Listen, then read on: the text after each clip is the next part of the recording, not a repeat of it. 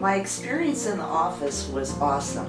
I came in, I would rate myself on a scale of skepticism at 100% because I couldn't even imagine not smoking or not having cigarettes in my life. So I was 100% skeptical. Walking out of the office, I could not believe the freedom. It's a feeling that I've never had in my life.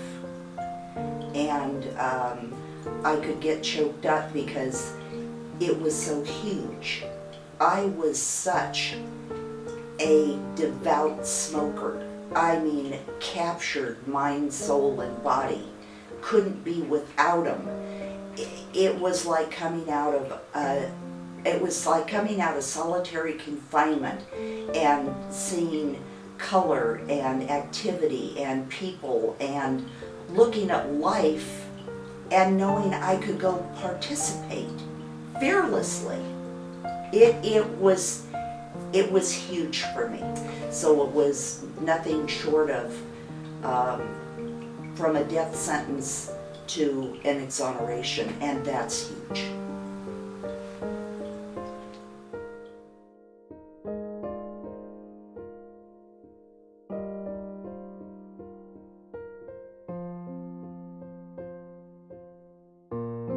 My brother and my parents would leave and go to Reno overnight, and my brother and I were home alone, and we got out their cigarettes and beer, and we would play Monopoly. That's the only time that we smoked and drank beer. But then I got to be about 13 and had some friends that had started smoking, so we did smoking. By the time I was 16, I was hooked. I was a cop's daughter, and he was very high in the highway patrol. So peers were highly suspect of me. And to be able to show them that I was just like everybody else, I smoked. And I smoked, and I smoked, and I smoked, and I smoked. I'm ashamed to say that even when I was pregnant and had all 3 of my kids, not only did I smoke, but in those days you could smoke in the hospital in the maternity ward. And I did. And probably as life went on, the most important thing to me, ultimately, because of my habit, and it was every bit as powerful seemingly to me as was alcoholism and heroin to others, was reshaping my life around smoking. I kept hearing about how unhealthy it was. I knew how unhealthy it was. I heard of other people dying. I heard of all kinds of things. But again, it wasn't my reality. And I couldn't remember a time of not smoking. That was not a reality. That was the most important thing, was I don't ever remember not smoking. I don't ever remember not having it around and it being a part of me. And that was powerful. But I started getting the longing to be free because my whole life had to be wrapped around my habit. When I could do it, where I could do it, because the world started saying it's not okay to smoke in the workplace, in public buildings, in your home, while you're standing in a crowd.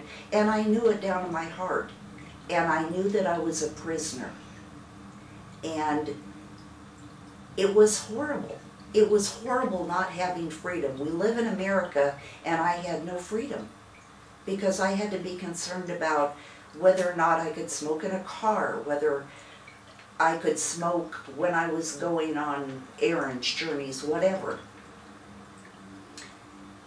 And I was an outside sales rep for years, had the radio on, and I heard this ad. And it put hope into my heart because it kept saying effortless. And the biggest fear that I had, because I'd tried before and failed, was I knew how hard it was for me. The most impossible thing in the world, take anything away from me. Take my car, take my money. But don't take cigarettes away from me, because my life was shaped around it. And I called Ken, came in, And for somebody that smoked anywhere from a pack and a half to 2.5 packs a day for as far back as I can remember, I couldn't believe November 28th, 19, that's how old I am, 2007, it lifted. I was driving home. The first thing I always did when I got in my car before I started it was I lit a cigarette. And I left Ken's and was driving home and was halfway home, and I went, and it was effortless. It wasn't there anymore. Now I would say it's a miracle. If anybody identifies with your life being run by a cigarette, I mean, how pathetic is that? How sad is that? But if anybody can identify with even part of that, this is not a miracle. It is a miracle, but it's science. It's absolutely true. I cannot tell you how happy my heart is. It's like literally getting out of prison. Somebody giving you a get out of jail card free, and it's effortless. It's absolutely effortless. I can't tell you how much I want you to do this. Think about how, I don't even want to do the math. 7 years old, 13 years old, 16 years old, 61 years old. How scary is that? And I'm free. I'm absolutely free. And if you don't believe in this, believe it. Change your mind.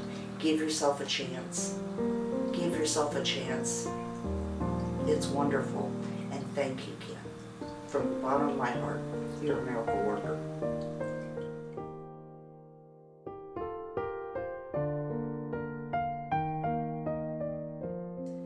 Ken and the Non-Smoking Center, I feel are,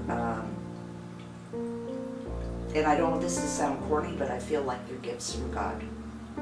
If you want to quit smoking, I've never met anybody that I bonded to any quicker than with Ken. He was, he's an absolute wonderful human being. And he puts you totally at ease. And you would look at him as if you would want him to be your friend also. You would want to continue an association with him. So all I can say is the only reason for you not to come is because you don't have an appointment yet. That's the only reason. By being a non-smoker, I'm now saving a trip to the Caribbean, about $3,330 a year. And boy, am I happy now. Because I know where I'm going to be this time next year.